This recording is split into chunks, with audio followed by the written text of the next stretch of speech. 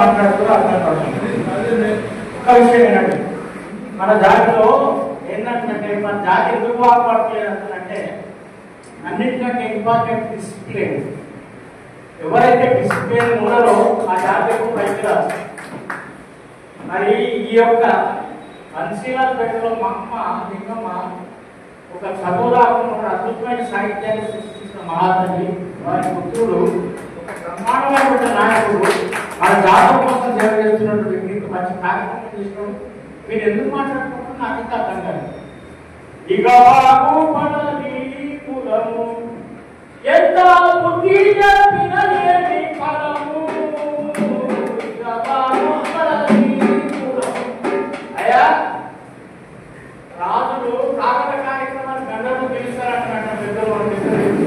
అరే ఈయన మానవుడు అంటే వాళ్ళు తెలుసు మనకు. ఎందుకంటే మనము డిసిప్లిన్ ఉంటాం. డిసిప్లిన్ ఎప్పుడైతే ఉంటామో, ఎప్పుడైతే సంస్కృతి మీద పట్టు వస్తుందో వాడు దేశాన్ని ఎదురు. బ్రాహ్మణులు ఎందుకయ్యా వాళ్ళు ఏ పని చేసినా ఒకదాన్ని పట్టుకుంటారు పూర్తిగా. సంగీతం నేర్చుకుంటే దాన్ని పూర్తిగా నేర్చుకుంటారు, సాహిత్యంలో పూర్తిగా నేర్చుకుంటారు, నృత్యం నేర్చుకుంటే పూర్తిగా నేర్చుకుంటారు, రాజకీయం చేస్తే కూడా పూర్తిగా చేస్తారు. అందుకే వాళ్ళు టాప్ లో ఉన్నారు. మనం ఎందుకు ఇక్కడ కిందుకున్నాము? మనకు డిసిప్లిన్ లేదు. డిసిప్లిన్ ఒక్కటి నేర్చుకుంటే ఇక్కడ చేతులు జోడించి శిరస్సు వంచి మీ పాదాలకు నమస్కారం చేసుకో. ఒక్కసారి మా అమ్మ గురించి ఒక చిన్న పాట. అమ్మాయి ఈడ ఉన్నది, అమ్మాయి ఈడ ఉన్నది, అమ్మాయి ఈడ ఉన్నది, అమ్మాయి ఈడ ఉన్నది, రైతులు నివసించవలసి నాలుగు ఉన్నది, రైతులు నివసించవలసి నాలుగు ఉన్నది. ఆ తల్లి చదువు ఎక్కువ రాదు కానీ శాస్త్రం చెప్తాదగా, చదువు ఎక్కువ రాదు కానీ శాస్త్రం చెప్తాదని, చదువు ఎక్కువ రాదు కానీ శాస్త్రం చెప్తాదగా, చదువు ఎక్కువ రాదు కానీ శాస్త్రం చెప్తాదని, చదువు ఎక్కువ రాదు కానీ మాటలు కాదగా, చదువు ఎక్కువ రాదు కానీ మాటలు కాదని, దైవత్వములోన పుట్టిన మాలింగమ్మ, దైవత్వములోన పుట్టిన మాలింగమ్మ, మరో జాతి మరో కొట్టలో మాలింగమ్మ, అమ్మాయిల ఉండెను, అమ్మాయిల ఉండెను, అమ్మాయిల ఉండెను, అమ్మాయిల ఉండెను, అమ్మాయిల ఉండెను, అమ్మాయిల ఉండెను, అమ్మాయిల ఉండెను, అమ్మాయిల ఉండెను. మిత్రులారా, మనం గర్వపడాలి.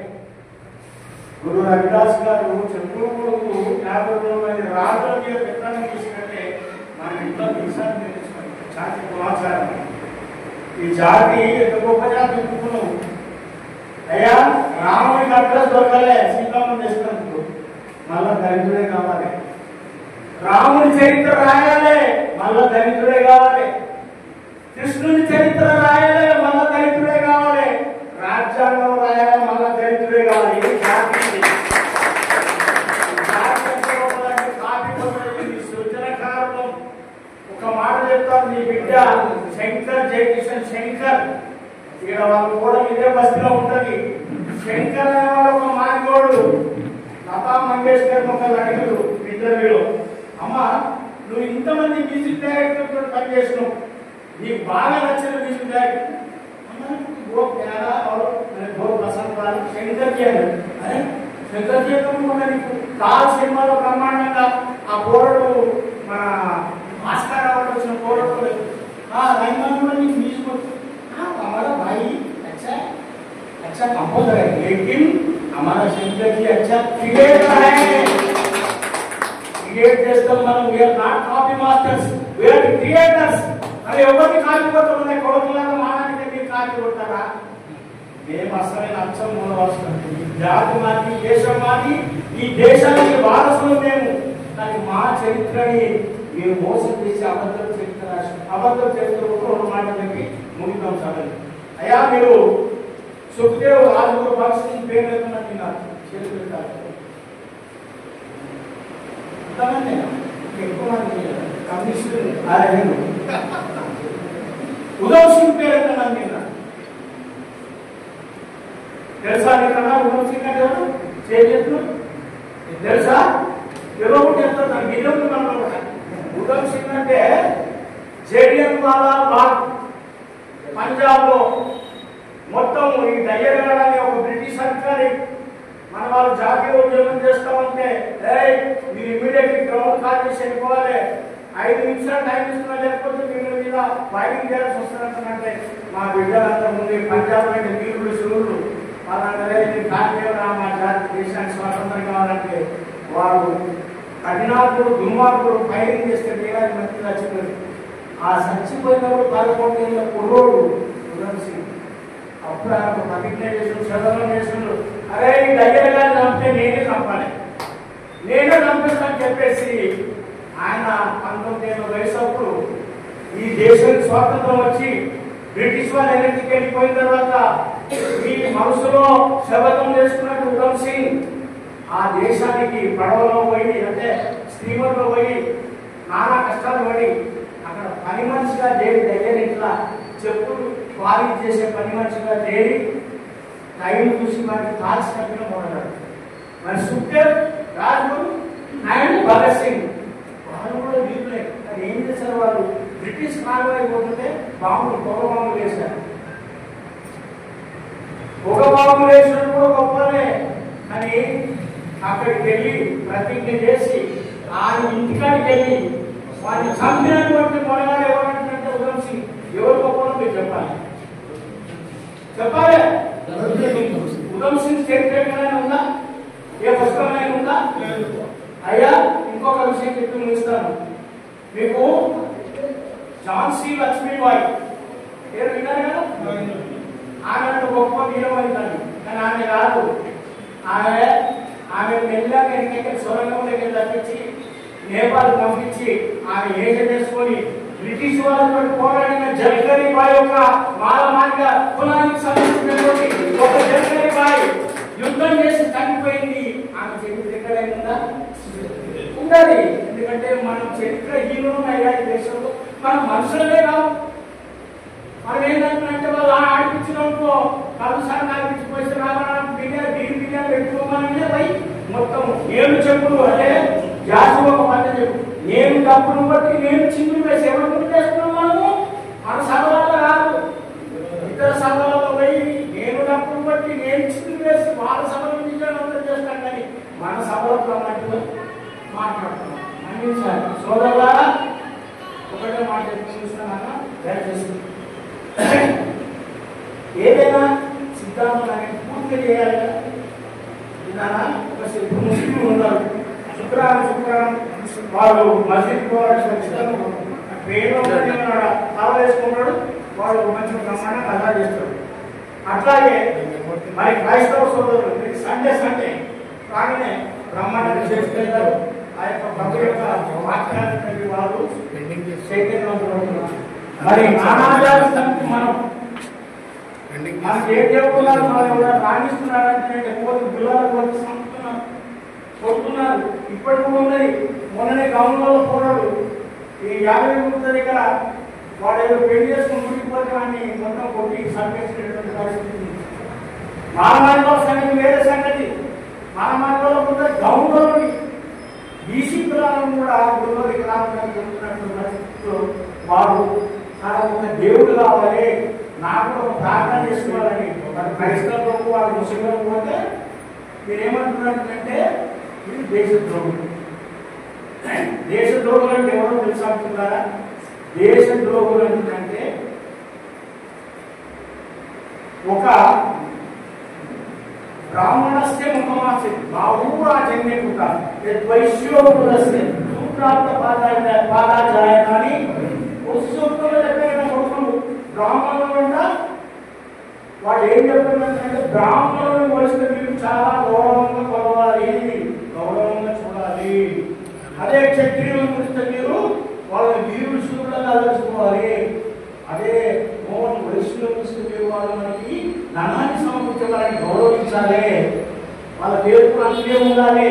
కానీ అదే శూద్రుడు అంటే మానవాన్ని కమల్ శాఖ వీళ్ళు కాబట్టి ఇప్పుడు ఉన్నటువంటి మన రేవంత్ రెడ్డి, అక్కడ ఉన్నటువంటి మన చంద్రబాబు నాయుడు, అక్కడ రాజమైనటువంటి కేసీఆర్, అందరూ కూడా సూత్రులు అంటే అసలైన బాబడు పుట్టింది బ్రహ్మ సొరసు ఉండంట, బాబడు పుట్టింది బ్రహ్మ సొరసు ఉండంట, చెడు పుట్టింది కాది చేతులోనంట, చెడు పుట్టింది కాది చేతులోనంట, మొమట్లు పుట్టింది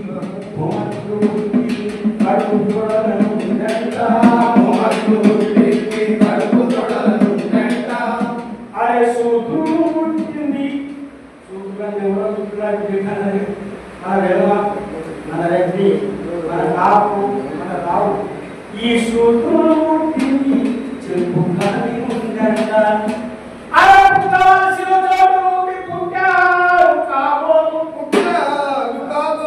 ఈ మాట మాకే కమ్మని కమ్మని సాధ్యం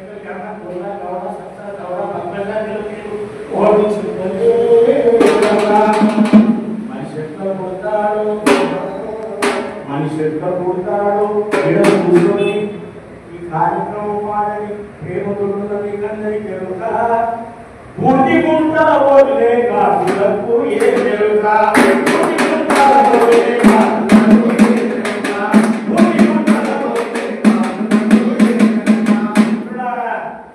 వీళ్ళు ఏమంటారంటే ముస్లింలే పాఠశాలలో గురించలేదని వేరే పేరు కాదని అర్థం చేసుకుంటే సూపర్ చెప్తున్నారు. క్రైస్తవులు కూడా మీరు బ్రిటిష్ అక్కడికి వచ్చారు, మీరు దేశంలో వాళ్ళకి ముస్లిం కూడా ఏమంటారంటే వీరికి దేశంలో నాకు ఎక్కడ ఇలా తెలిసిన వాళ్ళు వెళ్ళిపోయారు, వెళ్ళిపోయి కొంతమంది వాళ్ళకి ఇప్పుడు ఏం చేస్తుందో తెలుస్తుంది. మనం ఒకటే సూత్రం అంటాం, అందరు ఎవరు వచ్చినా వెళ్ళిపోవాలి కదా, ఏమన్నా అర్థం ఎవరు ముందు వస్తే వాళ్ళు వెళ్ళిపోవాలి కదా. అందరికంటే ముందు వచ్చిన నీచ్ సమీన పుట్టిదారు ఎవరంటే ఆధిపత్య అక్కడ కులాల్సిన మంచి మనం 3,000 సంవత్సరాల ముందు వచ్చిన మీరు కొడుక 200 ఏళ్ళు వచ్చిన నిలబెట్టు, 400 ఏళ్ళు వచ్చి నిలబెట్టారు. మీరు 3,000 సంవత్సరాల మరి మీ దేశంలో ఉండాలా, వెళ్ళిపోవాలి కదా. ఈ దేశం ఉండాలంటే మా బాబాసాహెబ్ అంబేద్కర్ రాసిన రాజ్యాంగాన్ని పాటించాలి. రాజ్యాంగాన్ని పూర్తి దాన్ని తీసేసి రాజ్యాంగాన్ని సర్వనాశనం చేసి అన్ని ప్రైవేటైజేషన్ చేసి స్టేట్ సొసైటీ కావాలంటే బాబాసాహెబ్ అంబేద్కర్ ప్రభుత్వంలో ఉద్యోగాలు ఉండాలి, ప్రభుత్వ భూములు ఉండాలి, ప్రభుత్వం ఉన్నటువంటి హాస్పిటల్స్ స్కూల్స్ అన్ని కూడా ప్రభుత్వ ఆధ్వర్యంలో అంటే ఏం చేస్తున్నారు, కార్పొరేట్ హాస్పిటల్, కార్పొరేట్ విద్యాలయాలు అంత మొత్తం రైల్వే ప్రైవేట్ చేసేస్తున్నారు, ఎల్ఐసి ప్రైవేట్ చేసేస్తున్నారు. అయ్యా బిఎస్ఎన్ఎల్ అన్వేషణ ఇక మనకి ఎలా రిజర్వేషన్ ఉంది పిల్లలు మొత్తం బిచ్చం వల్ల బిచ్చం మూతికి ముంత ముడి కాదు, మూతికి ముంత ముడికి ఆకు కట్టిన రోజు